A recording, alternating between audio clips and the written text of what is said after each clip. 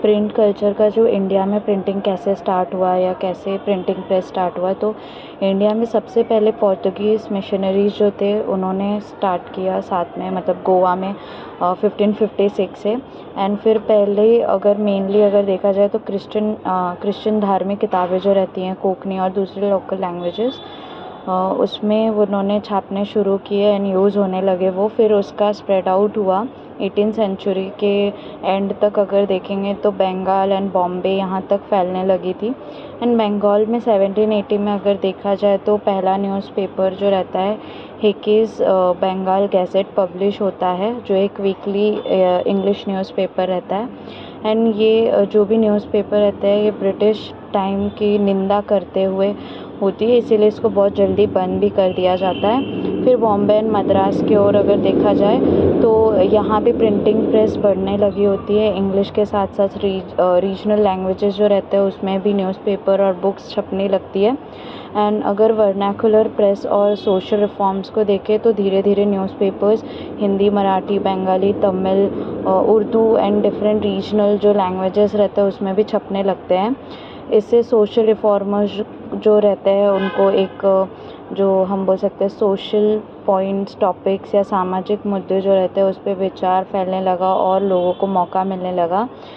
जैसे caste discrimination, window remarriage and हमने सती प्रथा, ये वुमेंस एजुकेशन, ये सारे सब कुछ सुने, तो वो सारी चीज़ें आती है। एग्ज़ाम्पल में हम राजा राम मोहन रॉय का ले सकते हैं कि उन्होंने कैसे अपने न्यूज़पेपर संवाद कौमुदी में ये ज़िक्र किया था कि सती प्रथा, या उसके थ्रू कैसे बताया उन्होंने कि जो सती प्रथा रहता है उसके ख़िलाफ़ आवाज़ उठाई जानी चाहिए, शिक्षा को बढ़ावा देना चाहिए फीमेल्स के, ये सारी चीज़ें। फिर धार्मिक और राजनीतिक वाद विवाद या इसके कंट्रोवर्सीज़ पे बात करें तो रिलीजियस डिबेट्स जो रहता है वो अलग अलग समुदाय और अलग अलग ग्रुप्स में होता है। विचार फैलने के लिए प्रिंट्स का इस्तेमाल होने लगा कि जो रिलीजियस डिबेट्स है उसको हम through the help of print use करके, इस्तेमाल करके फैलाएं।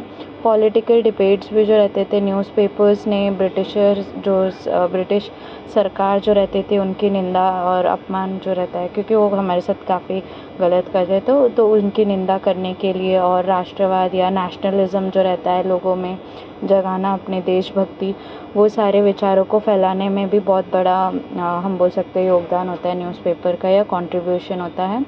एग्ज़ाम्पल, बाल गंगाधर तिलक ने अपने न्यूज़पेपर केसरी में ब्रिटिश पॉलिसीज़ के ख़िलाफ़ लिखा और लोगों में जो नेशनलिज्म है, राष्ट्रवाद है, उसको बढ़ाया और जगाया।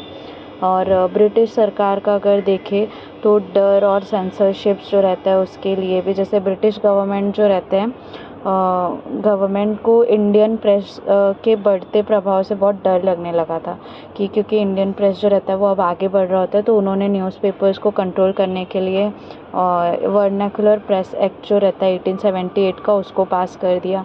और इस एक्ट के थ्रू क्या हुआ, ब्रिटिश ऑफिसर्स जो रहते थे, ब्रिटिश ऑफिसर्स को ये अधिकार था कि वो लोकल वर्नाकुलर, मतलब लोकल जो भी न्यूज़पेपर्स जो रहते हैं उनको बैन कर सके और जो रिपोर्ट्स है सेंसर कर सके, उन्हें प्रमोट ना होने दे।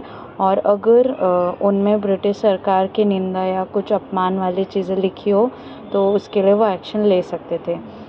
इसका विरोध देश भर में बहुत ज़्यादा होने लगा, अगेंस्ट में जाने लगे, लेकिन ब्रिटिश ने फ्रीडम ऑफ प्रेस को काफ़ी कंट्रोल में रखा हुआ था। फिर जो सोसाइटी रहती है उस पर क्या इम्पैक्ट होता है, समाज पर प्रभाव क्या होता है, तो प्रिंट कल्चर एक बहुत इम्पॉर्टेंट रोल प्ले करता है। रीडिंग जो पीपल्स होता है, पब्लिक्स होता है, वो रीडिंग करते हैं, उनमें इंटरेस्ट आता है।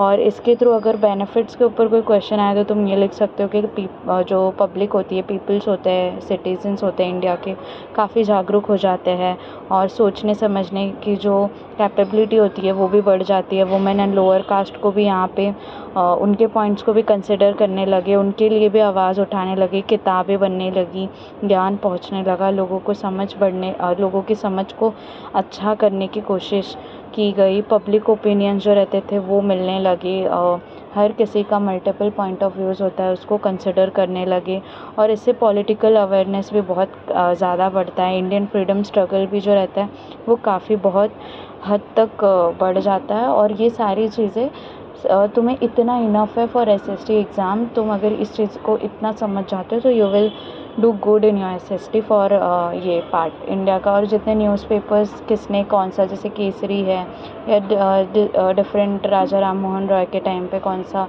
प्रिंट था, तो वो सारी चीज़ें, वो सारे पॉइंट्स को कंसिडर करो, अच्छे से रीड करो and very all the best for each and everything. अच्छे से हो जाएगा, डोंट वरी। एंड और कुछ डाउट्स रहता है तो फ्रीली मुझसे पूछ सकते हो। ओके।